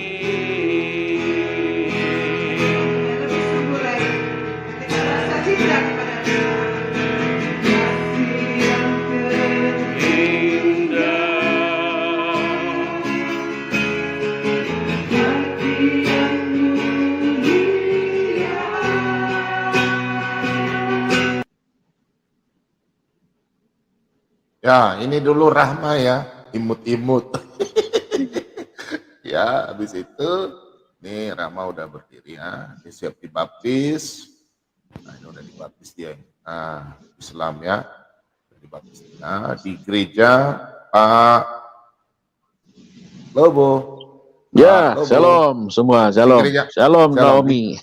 Ya, di gereja di mana ya. Pak Lobo? GBI. Ya, GBI Niko ya? Nyoto Raharjo. Ya. Oh, oke. Sebenarnya banyak yang murtadin itu, tapi mereka ada yang malu bersaksi loh Pak Bung. Ya. Ada yang nggak pede katanya. Banyak teman-teman saya yang kemarin baptis juga ada 7 orang, ditambah lagi kemarin. Ya. Tapi mereka bilangnya privasi. Sebenarnya kita tidak boleh malu harus ya. Baptis. Harus baptis. Iya. Maksudnya gini, bersaksi. Tidak boleh malu bersaksi ya. Jangan pernah malu bersaksi, kita ikut menderita bagi Injilnya. Ingat ya, Tuhan Yesus memberikan kita tugas, yaitu jadikanlah semua bangsa muridku. Amin. Ya, kabarkanlah kabar pertobatan ini kepada semua bangsa mulai dari Yerusalem. Jadi nggak usah takut ya. Andalkan terus Tuhan gitu. Karena saya tertarik pada firman Tuhan pada Yohanes pasal 10 ayat 10, di sana dikatakan Pencuri datang hanya untuk mencuri dan membunuh dan membinasakan, kata Tuhan ya. Aku datang supaya mereka memiliki hidup dan memiliki segala kelimpahan. Iblis hanya memberikan kesesatan ya, mengajar kita untuk ke jalan kesesatan, agar kita binasa, tidak mendapatkan hidup yang kekal. Tetapi Yesus datang ke dunia supaya kita memiliki hidup yang kekal dan keselamatan abadi, keselamatan kekal ya. Jadi puji Tuhan, ketika saya mengenal Tuhan Yesus, saya merasa bahagia, saya merasa bahwa saya adalah orang-orang yang sangat beruntung. Karena bagi saya, Filipi 1 ayat 21, hidup adalah Kristus dan mati adalah keuntungan. Di mana saya memiliki harapan, kepastian hidup. Di luar itu saya akan binasa. Inilah bentuk cinta kasih kepada kita ya. Gitu. Jadi untuk kalian ya anak-anak Tuhan, jangan pernah tinggalkan Tuhan. Ingat, pencuri datang hanya untuk mencuri, membunuh dan membinasakan ya. Tetapi Yesus HaMasyiah datang ke dunia supaya kita memiliki hidup dan memiliki segala kelimpahan, hidup kekal. Amen. Semua orang ingin mendapatkan surga. Semua orang kalau ditanya kamu kalau masuk Aditya takut masuk. Nggak ada yang minta ke neraka, nggak ada Pak Bom ya. Semua orang pengen ke surga, tapi tahu nggak jalannya? Bahwa pada Yohanes pasal 14 ayat 6 jelas, Yesus berkata, akulah jalan dan kebenaran dan hidup. Ya, tidak ada yang bisa ke surga tanpa melalui Yesus. Amin, haleluya, terpuji. Amin. Tadi naga yang dahsyat ya, Pak Bom ya. Jadi Naomi memang Marisa belajar ya, nanti lama-lama sama dengan Pak Bom ya. Ya, nantinya Pak Bom ini luar biasa. Tapi kalau Pak Bom, aduh, dipenuhi Roh Kudus Pak, tapi saya nggak ada yang ngomong sih bagi Tuhan ya. Siapa saja yang akan pasti Marisa Tuhan bisa, alatnya. pasti bisa. Amin. Nanti mengalir dan mengalir ya. Yohanes 7 ayat 38. Jikalau kita percaya firman itu adalah dari kita, dia akan mengalir seperti air. Amin. Karena memang sebenarnya ini bukan kita ya Pak ya. Keberanian itu bukan dari kita, tetapi karena tuntunan Roh Kudus, saya percaya. Betul. Ya, Pak Bom, sedikit saya tambah dikit Pak Bom. Ya, semua yang sudah menerima Yesus Kristus sebagai Tuhan dan Juru Selamat, ya patut mengucapkan syukur. Karena kita sudah dipilih, kita ditetapkan menjadi milik kepunyaan Tuhan. Nah, dengan darah Yesus yang tertumpah di kayu salib, berarti semua dosa dibayar dengan lunas. Dari siapa? Dari tangan kuasa kegelapan, yaitu iblis. Karena ketika kita jatuh di dalam dosa, kita sudah di dalam kekuasaan iblis. Jadi Tuhan Yesus harus rebut kita dari tangan kekuasaan iblis. Makanya harus ada darah yang tertumpah, supaya dibayar tunai. Lunas, gak pakai kredit. Ya, itulah darah Yesus. Jadi sangat berkuasa. Ya, bersyukur Naomi memang betul waktu dia habis dibaptis, dia menggigil. Ya, itulah cara kerja Roh Kudus. Tahu nggak Marisa? Luar biasa. Waktu setelah dibaptis, Marisa, ya, tahu Pak. nggak? Waktu setelah dibaptis tahu apa nggak? Apa yang terjadi sama Naomi? Kan lapar, kedinginan kan lapar. Langsung dikasih makan palobor, suruh ajak makan daging babi, langsung dimakan langsung. Belum pernah makan daging babi kan? Dimakan daging babi langsung. Di sini kan di Taiwan itu kan babi itu dijual tuh banyak yang jual ya, ada babi ada babi sosis. Aduh. Jadi kan nggak sedikit cerita habis kan Pas saya pertama kali makan babi, wah gila, gue dibohongin, orang babi enak begini tinggi protein. Aduh, nyesel gue. Dia bermakan babi, aduh. Iya. Rugi ya. Lanjut dulu Pak Lobo. Halo Pak Takadi, aku ke belakang dulu ya. Aku ke belakang dulu. Iya, betul. Jadi seumur hidup saya baru itu makan daging babi kan. Jadi sebelumnya habis selesai dibaptis itu ya Pak. Kalau Bu makan bareng, terus pergilah kita sampai di restoran, kemudian pesan mie ayam. Nah, saya kira mie ayam yang biasa. Jadi mau pesan apa? Kata istri Bu. Pak Lobo nih. Aja Bu, oh yaudah mie ayam aja ya. Nah, pesanlah mie ayam. Saya kira makan mie ayam, makan aja tuh sampai habis. Kan enak juga rasanya, sama aja kan. Terus udah ditanya, enak nggak? Enak Bu. Iya, itu daging babi katanya. Oh iya, iya. Nah, gimana enak kan? Ini dagingnya kayak daging sapi ya, lembut saya bilang. Oh iya itulah. Jadi sampai saya ketagihan tuh makan bakso daging babi juga ada. Saya makan itu. Iya. Makin bilang nikmat mana yang kau dustai. Yang katanya Makanya rugi. babi itu jorok katanya, babi itu ada tikum cintanya. Kalian Rugi kurang kalau nggak makan kurang ini ya. babi. Kurang Kalau apa namanya ilmu ya. Yang Itu peringkat belum ke-8 loh. Proteinnya kalau tinggi. pernah makan babi nggak cerdas gitu. Pak Jeki, bagaimana enak tuh Pak Jeki? Hidup cuma sekali, makanan enak nggak tahu. Berarti Mbak Marisa Beneran. menyesal waktu itu pas makan ya, menyesal kok baru makan sekarang gitu. Sangat disayangkan, sangat disayangkan. Iya loh. Dalam hati saya, wah gue dibohongin. Kenapa daging begini dibilang nggak enak? Katanya dibilang jorok. Tapi begini Pak Bombo, Pak Marisa Rahma Naomi ya. Saya ajak hamba Tuhan dari Aceh. Saya nggak sebut namanya ya, dari Aceh ya. Murtadin hamba Tuhan. Lalu saya bawa ke restoran. Saya tanya dia. Saya bilang, "Pastor, mau makan apa?" Dia bilang, "Ada 2B." Oh, babi. Ada. Saya pesan. Ya kan? Saya pesan berapa macam itu. Habis semua dibabat. Dia bilang, waduh, dia bilang Pak Lobo ini enak banget ini katanya. Luar biasa. Jadi setiap ketemu dia, pasti saya ajak makan itu. Ya kan, nasi campur babi ya, macam-macam itu. Waduh, dia bilang luar biasa ini Pak Lobo. Maka tiap ketemu dia pasti ajak makan itu. Ya kan? Ya beberapa murtadin juga sama. Ya termasuk si siapa namanya Naomi kan. Ya. Tuh, makanya saya waktu itu ajak makan itu, wah ternyata dia bilang enak ya katanya. Kamu tahu Ya, nggak cerita Yesus memindahkan babi ke memindahkan kuasa kegelapan ke dalam babi? Gerasa. Ya, itu orang gerasa ya. Makanya Ya. kita anak-anak Tuhan, kita nggak pernah kesurupan karena iblis aja kita makan. Iya betul. Nenek moyangnya setan dimakan ya. Iya. Lagi sembunyi enak-enak, Haleluya. dimakan Puji gitu Tuhan. dagingnya. Nggak ada Oke. tempat persembunyian lagi, masa kontak sembunyinya. Kita tanya dulu ya, hamba Tuhan yang dulu mantan murtadin juga ya. Kita sambut dulu hamba Tuhan ya, pendeta ya. Shalom, Bapak Gembala, Pak Lalu Pauson. Pak Lalu. Assalamualaikum warahmatullahi wabarakatuh. Waalaikumsalam. Waalaikumsalam. Itu kalau Kata Roma Irama terlalu. Terlalu betul. terpesona. Kalau sudah dengar sapi pendek itu jadi ngiler saya. Ya, saya bersyukur apa yang dialami sama Mbak Naomi ini luar biasa sekali.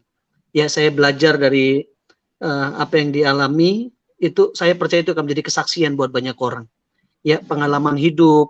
Ya, dari tadi saya mendengar perjalanan di kapal, ya bagaimana bekerja di kapal, terus bagaimana mengalami perjumpaan dengan Kristus. Saya percaya itu akan membuat atau menjadikan Anda itu menjadi kesaksian buat orang lain. Ya, dan satu hal yang saya pelajari bahwa apa yang Anda alami ketika diproses ya bersama dengan oleh keluarga gitu ya, oleh orang tua, oleh papa, mama, bahkan saudara itu, saya percaya itu akan menjadi kesaksian yang luar biasa buat orang lain. Dan saya berani bilang begini, bukan hanya Anda aja yang mengalami, saudariku. Ya, saya juga mengalami ketika saya disidang sama keluarga. Ya, saya dibilang kafir, saya dibilang merusak nama keluarga, tapi di situ saya pegang janji firman Tuhan. Satu orang bertobat, sisi keluarga diselamatkan. Ya, yang paling penting ya kita harus berani percaya dan mempercayakan hidup kita kepada Tuhan. Ya, saya diingatkan di dalam Yeremia pasal yang ke-29, Pak Bom, ayat yang ke-11. Ya, mungkin Naomi bisa baca ya. Ya, bahwa Tuhan itu tidak pernah merancangkan yang buruk buat setiap kita. Ya, dia selalu merancangkan yang terbaik buat setiap kita anak-anaknya. Nah, ini di dalam Yeremia pasal yang ke-29 ayat yang ke-11. Ya, Naomi mungkin bisa baca ya. Iya, Pak. Sebab Ya, aku ini silakan. mengetahui rancangan-rancangan apa yang ada padaku mengenai kamu. Demikianlah firman Tuhan, yaitu rancangan damai sejahtera dan bukan rancangan kecelakaan, untuk memberikan kepadamu hari depan yang penuh harapan. Ayat 12. Amin. Dan apabila kamu berseru dan datang untuk berdoa kepadaku, maka aku akan mendengarkan kamu. Ayat Apabila 13. Ya. Apabila kamu mencari aku, kamu akan menemukan aku. Apabila kamu menanyakan aku dengan segenap hati. Wow, Amin. ala dahsyat Tuhan Yesus Di situ- baik. Ya, Di situ saya aku percaya Haleluya. ini pasti akan Di situ ini aku pasti dan kamu. pasti akan Anda alami, saudariku ya. Nah, cuma tadi saya mendengar kesaksian Anda itu bagaimana ya mungkin orang akan berkata, "Oh, kenapa dia kompromi? Kok kenapa?" Ya, memang Anda belum dibaptis enggak apa-apa. Makanya kenapa ketika Anda dibaptis itu Anda mengalami supranatural di situ, ya. Apa yang pernah Anda ucapkan itu Tuhan bela, ya. Saya percaya itu Anda lagi dikubur bersama dengan Kristus. Dan ketika Anda keluar dari air itu, Anda bangkit bersama dengan Kristus. Untuk apa? Untuk Amin. menyatakan kemuliaan Tuhan yang luar biasa. Ya, nah ini yang saya pelajari dari apa yang Anda saksikan itu. Mungkin tadi saya lihat di live chat itu banyak yang bilang, oh berliku-liku. Enggak apa-apa. Memang itu pengalaman hidup yang harus Anda ceritakan, harus Anda saksikan. Karena saya belajar begini, saya percaya bahwa ada 3 kunci untuk kita bisa menikmati berkat Tuhan dalam hidup kita. Yang pertama, jadikan hidup kita saluran berkat buat orang lain. Ya, yang namanya saluran itu pasti menikmati duluan. Nah, yang kedua, saksikan kebaikan Tuhan kepada orang lain. Yang ketiga, ya jadikan hidup kita ini mesbah. Makanya tadi kenapa Anda berdoa sederhana untuk mengusir kuasa roh jahat itu, jin yang ada dalam diri saudara Anda itu sebenarnya dia sudah kalah gitu loh. Ya, tapi memang harus seperti yang Pak Bom bilang, ya memang harus kita dilatih ya untuk menjadi pensapaat, untuk dipenuhi dengan otoritas kuasa itu memang harus kita latih terus setiap hari. Ya, saya pertama saya menerima Yesus sebagai Tuhan dan Juru Selamat, dulu takut untuk mengusir setan. Tapi saya diingatkan di dalam Markus 16 ayat 17, tanda-tanda ini menyertai orang-orang percaya. Mereka akan mengusir setan-setan dalam namaku. Wah, itu luar biasa. Dan itu yang saya pegang. Dan mereka akan tumpang tangan atas orang sakit, orang itu sembuh. Ada otoritas yang Tuhan berikan dalam kehidupan setiap kita. Makanya saya melihat di tangan saya ini ada M, ya, M. Ini apa yang kamu ikat di bumi itu terikat di sorga. Apa yang kamu lepaskan di bumi terlepas di sorga. Ya, ini otoritas. Apa yang kita ikat, apa yang kita ikat, yang kita lepaskan itu ada kuasa di tangan orang percaya. Dan yang kedua yang saya belajari dari apa yang Anda saksikan itu bahwa Anda sadar bahwa Anda ini dipanggil oleh Tuhan bukan dengan kuasa yang biasa. Amin. Ya, tapi dengan kuasa yang mulia dan ajaib. Makanya Anda bertahan di situ. Ya, kalau Anda mengikut Yesus karena apa namanya? Karena Muhammad, karena laki-laki atau karena apa? Mungkin Anda akan berbalik di situ. Tapi karena Anda sadar Anda dipilih oleh Tuhan dengan kuasa yang mulia dan ajaib, makanya Anda tidak menyerah. Ya, dan saya percaya Anda akan dibawa, bukan akan, tapi pasti akan dibawa dari kemuliaan kepada kemuliaan, dari anugerah kepada anugerah. Untuk apa? Untuk Anda bisa menikmati dan bisa menyaksikan kebaikan Tuhan kepada banyak orang, supaya lewat hidup Anda nama Tuhan dipermuliakan. Ya, di dalam 2 Petrus 1 ayat yang ketiga, di sana dikatakan karena kuasa ilahinya telah menganugerahkan kepada kita segala sesuatu yang berguna untuk hidup yang saleh oleh pengenalan kita akan Dia yang telah memanggil kita oleh kuasanya yang mulia dan ajaib. Oh, keren. Ini yang membuat saya excited dengan Tuhan. Ya, karena saya sadar saya dipanggil oleh Tuhan bukan dengan kuasa yang biasa, tapi saya dipanggil oleh Tuhan dengan kuasa yang mulia dan ajaib. Dan itu yang saya lihat dalam kehidupan Naomi. Ya, kamu sadar bahwa kamu dipanggil oleh Tuhan itu bukan dengan kuasa yang biasa, tapi dengan kuasa yang mulia dan ajaib. Oleh karena itu, ayo, ya jangan pernah ragu, serahkan hidupmu totalitas sama Tuhan. Karena saya percaya ketika kita menyerahkan hidup kita sama Tuhan, Tuhan turut campur tangan dalam kehidupan setiap kita. Ya, firman Tuhan berkata dalam Mazmur 37 ayat yang kelima, serahkanlah hidupmu kepadaku dan percayalah, maka aku akan bertindak. Aku akan memunculkan kebenaranmu seperti terang dan hakmu seperti siang. Ya, hari ini saya mau teguhkan apa yang Naomi saksikan. Kamu ada di pihaknya Tuhan. Ya, Tuhan yang jadi pembelamu. Jangan pernah takut tentang masa depanmu, tentang jodohmu, tentang keluargamu. Jangan pernah takut. Pegang janji firman Tuhan ini. Ya, seperti yang Mbak Marisa sampaikan tadi itu luar biasa sekali. Ya, 1 orang bertobat, sisi keluarga diselamatkan. Saya percaya Amin, satu amin. persatu nanti keluargamu akan datang kepada Kristus. Nah, ini Amin. ayat terakhir yang saya tangkap apa yang Roh Kudus taruh di hati saya untuk Naomi. Ya, di dalam Kolose pasal yang kedua ayat ke-6 dan 7. Pak Bombom minta tolong Pak Bombom. Ya. Ya. Saya udah jam 11 di tempat saya. Oke, di dalam Kolose pasal yang kedua ayat yang ke-6 dan ke-7. Kamu telah menerima Kristus Yesus, Tuhan kita. Karena itu, hendaklah hidupmu tetap di dalam Dia. Amin. Hendaklah kamu berakar di dalam Dia dan dibangun di atas Dia. Hendaklah kamu bertambah teguh dalam iman yang telah diajarkan kepadamu. Dan hendaklah hatimu melimpah dengan syukur. Amin. Dahsyat, luar biasa. Ya, Naomi sudah menerima Yesus sebagai Tuhan dan Juru Selamat. Ya, ini apa yang firman Tuhan mau nasihatkan buat Naomi. Yang pertama, hendaklah hidupmu tetap di dalam Dia. Ya, apapun tantangan, apapun masalah yang kau hadapi, proses yang kau hadapi ke depan, jangan pernah lihat masalahmu lebih besar daripada Tuhanmu. Ya, sadarlah bahwa Tuhanmu jauh lebih besar, jauh lebih dahsyat dari setiap masalah yang kau hadapi dalam hidupmu. Ya, makanya tetap di dalam Dia itu artinya melekat dengan Dia, semakin dalam dengan Dia. Firman Tuhan berkata di dalam Mazmur pasal yang ke-91 ayat 14, sungguh hatinya melekat kepadaku, maka aku akan meluputkannya, aku akan membentenginya, sebab ia mengenal namaku. Bila ia berseru kepadaku, aku akan menjawab. Aku akan menyertai dia dalam kesesakan. Aku akan meluputkannya dan memuliakannya. Dengan panjang umur akan kukenyangkan dia, dan akan kuperlihatkan kepadanya keselamatan yang daripadaku. Bahkan di dalam Yohanes pasal yang ke-berapa itu? 15 ayat ke-7 ya Pak Bombom ya. Jikalau kamu tinggal di dalam aku dan firmanku tinggal dalam kamu, mintalah apa saja yang kamu kehendaki dan kamu akan menerimanya. Wow, keren. Itu janji firman Tuhan yang luar biasa. Itu prasyarat utama. Ya, tinggal di dalam Kristus itu penting. Nah, yang kedua, di dalam Kolose tadi itu ya, tinggal di dalam Tuhan. Yang kedua, berakar di dalam Dia. Dibangun di atas Dia itu penting. Makanya ayo konsisten baca, renungkan, perkatakan, lakukan firman Tuhan. Bagikan firman Tuhan.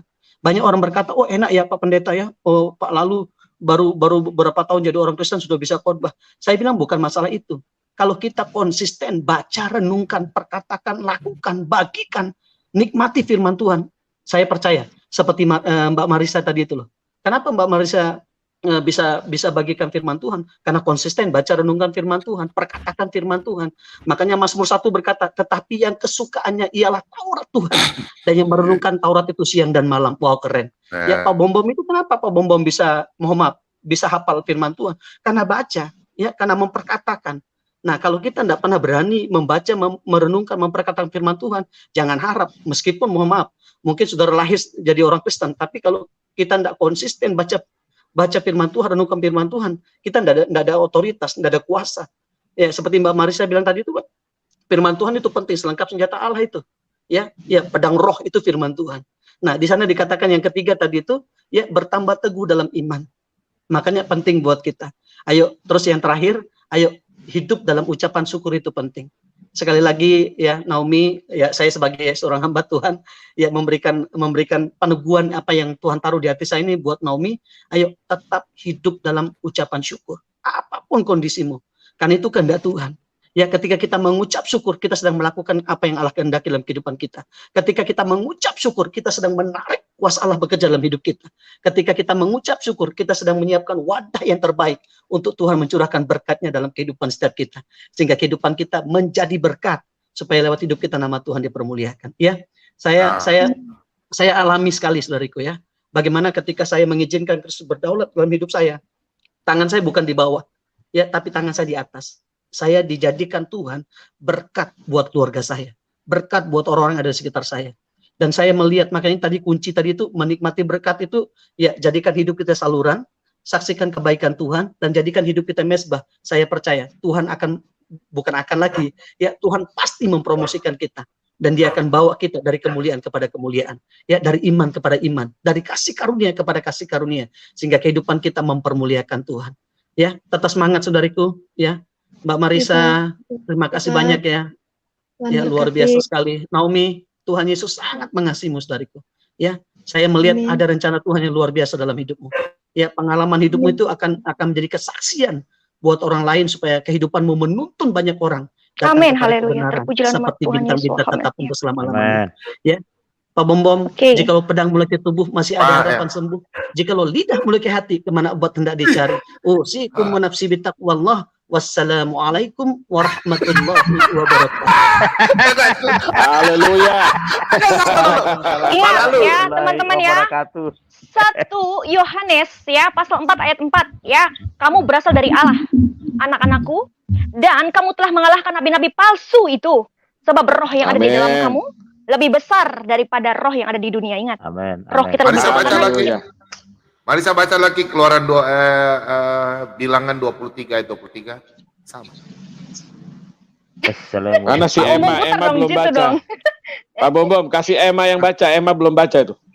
Iya. Roh kita itu lebih besar daripada roh-roh yang ada di dunia ini. Jangan takut, jangan gentar. Tuhan ada di pihak kita. Siapa yang dapat melawan? Ingat, Yesus adalah Haleluya. kebenaran. Di bawah kolong langit ini, tak seorang pun yang berani berkata, akulah jalan dan kebenaran. Haleluya, amin. Wah, luar biasa Ini, Tuhan Yesus. haleluya. Marisa ini kayaknya penerus ini loh, hamba Tuhan satu yang cantik tuh, kayak macam bule itu loh. Yang satu loh, yang Siapa lagi itu, Pak ngetren di Bumbu? YouTube. Siapa lagi nih? King David, ada hamba Tuhan satu nih, cantik ini loh. Mirip Marisa loh. Pak Di Bumbu YouTube semua itu. dimirip-miripin. Iya, nanti Marisa penerusnya itu loh, bisa. Amin, amin. Karena Marisa kan raja. Oke, Marisa baca ini lagi dulu, baru nanti ke Rahma. Ayo, bentar ya. Yang tadi lanjutin ayat tadi Marisa, Pak Bom kasih ilmu sedikit. Oke, silakan Mbak Marisa. Sebab tidak ada mantra yang mempan terhadap Yakub ataupun tenungan yang mempan terhadap Israel. Pada waktunya akan dikatakan kepada Yakub, begitu juga kepada Israel keajaiban yang diperbuat Allah. Haleluya. Terpujilah nama Nah. Tuhan Yesus. Haleluya. Tidak ada mantra yang mau kena yang percaya kepada Allah Abraham, Allah Ishak, Allah Yakub, Betul. Allah Israel. Nggak ada. Mm-mm. Untuk itu dijelaskan dalam 1 Yohanes 4 ayat 4, kitalah anak-anak Allah yang sudah dimenangkan dalam Yohanes 1 ayat yang ke-12. Kita Amin. diangkat sebagai anak Allah, kita dimenangkan Haleluya. sebagai Allah. Sesuai kita anak-anak adopsi dalam arti Yesus adalah anak tunggal Allah. Kita anak-anak adopsi sesuai dalam Galatia 6 ayat yang ketiga hingga ke-5. Oke. Mm.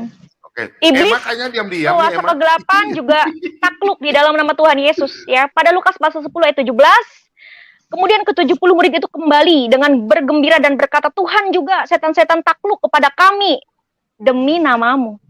Ya, ingat. Iblis, genderuwo, dedemit takut di dalam nama Tuhan Yesus. Saya lihat. Darah Yesus penuh Halo, Bom. kuasa. Saya lihat Marisa Ini ini luar biasa loh. Marisa ini luar biasa. Haleluya. Ya, karena memang Yesus orang Mampus ini dunia, apalagi Pak Bom ya. ini mampus. Pak Bom, Amin. Pak Bom, Hmm. pensiun Ya, yuk, silakan. pensiun yuk. Pensiun Jangan yuk. dong. Kalau kita pensiun yuk. Pensiun yuk. Jangan Kalau kita kita mulai ini, dulu kan, kita harus kalau jadi kita bekas. mulai di gereja aja udah. Kayaknya udah ada pengganti nih. Udah, cukup lah. Pak Bom. Nih, teman-teman yang di luar Kristus ya, barang siapa tinggal di dalam aku, barang siapa tidak tinggal di dalam Yesus, ia dibuang ke dalam ke dalam api yang kering seperti ranting ya, karena tidak berbuah ya teman-teman ya. Ingat, ayo kita cari kebenaran ya teman-teman, jangan terlambat. Jangan kalian beranggapan, lihat aja lu ya, di akhir zaman, di akhir zaman sudah tertutup semuanya. Ya. Jangan kamu terlambat, ayo cari kebenaran. Oke? Jangan kalian berpikir lihat ya nanti di akhir zaman, lihat di akhir zaman. Kalian jangan nunggu akhir zaman. Akhir zaman itu udah finish, ya. Ingat firman Tuhan pada Yohanes pasal 15 ayat 5 sampai 6 jelas di sana dikatakan di luar aku kamu tidak bisa berbuat apa-apa, ya. Oke? Haleluya. Seperti ranting yang kering dibuang ke dalam api lalu dicampakkan dan dibakar. Kalau kita hidup di dalam Kristus, kita Haleluya. akan hidup Masya karena kita Allah. berbuah banyak. Nih, kita penerusnya berbuah Pak banyak. Bom ini. Gitu. Ayat per ayat. Udah dibilang. Semangat gitu loh. Untuk menyampaikan Kalau lu kebenaran. bingung, kalau lu bingung. Astagfirullahaladzim. Pak Bom, Pak Bom. Iya, iya. Halo Pak. Iya, iya. Berarti ini kan udah 3 nih kemarin calon bidadari. Sekarang sisa 69 buat kain nama.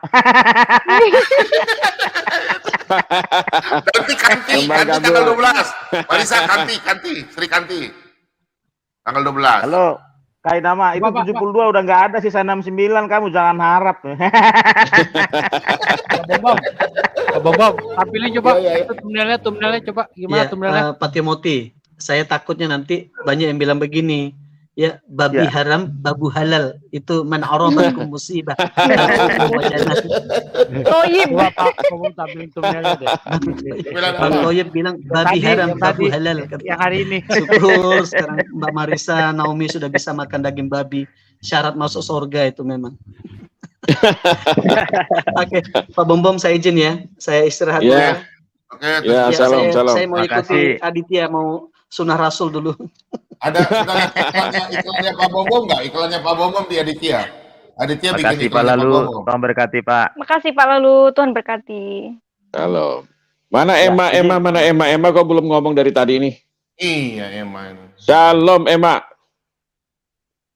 Mana Emmanya nih? Emma. Mbak Emma juga udah kemana-mana tuh, dia udah luar biasa juga pelayanan. Puji Tuhan. Emma juga udah kesaksian di mana-mana semua saya lihat tuh. Shalom Emma. Karena Mana memang nih Emmanya? aku ingat Pak Bom berkata pada 2 Timotius pasal 1 ayat 8-9 ya. Jadi janganlah malu bersaksi tentang Tuhan kita dan janganlah malu karena aku seorang hukuman Amin. karena dia, melainkan ikutlah menderita bagi Injilnya oleh kekuatan Allah. Dialah yang menyelamatkan kita dan memanggil kita dengan panggilan kudus, bukan berdasarkan perbuatan kita, melainkan berdasarkan maksud dan kasih karunia-Nya sendiri yang telah dikaruniakan kepada kita dalam Kristus Yesus sebelum permulaan zaman. Aku ingat firman Masya ini, Pak Allah. Bom berkata, jangan pernah malu untuk bersaksi, mengatakan kebenaran firman Tuhan, supaya banyak jiwa yang diselamatkan. Ingat, firman Tuhan katakan, jadikanlah semua bangsa muridku, dan baptislah mereka dalam nama Bapa, Anak, dan Roh Kudus. Ya, beritakanlah kabar Haleluya. pertobatan ini kepada semua bangsa, mulai dari Yerusalemnya, karena hanya di dalam Yesus ada keselamatan. Dialah juru selamat Penerusnya King satu-satunya. David sama Pak Jeki sudah diwakili sama Ibu ini. Waduh, luar biasa. Pak Bombom nggak usah banyak ngomong lagi, cukup tiga Sri Kandi ini udah cukup Pak Bombom. Ustaz kayak nama kalah, benar. Kayak nama kalah, lihat Marisa. Ya, Lihat Allah. Banyak kayak nama, Lari. dia kan kain-kain dia. Kain-kain dia mah nggak ada apa-apanya. Makanya saya mau tunggu satu orang dulu naik biar mereka mau uji coba Naomi dulu. Saya mau tes ini. Yang mereka kan bilang Pak Bom nggak tahu bahasa Ibrani, bahasa Yunani, ya udah. Kita mau Nanti coba kalau dulu mereka dengan naik, Naomi. saya Mereka bisa turunan nggak? aja Ya. Pak Bombom. Oke, Pak Ecem, oke. Pak Nanti sebentar Pak ya, kita Bom. kasih kursi satu untuk mereka ya.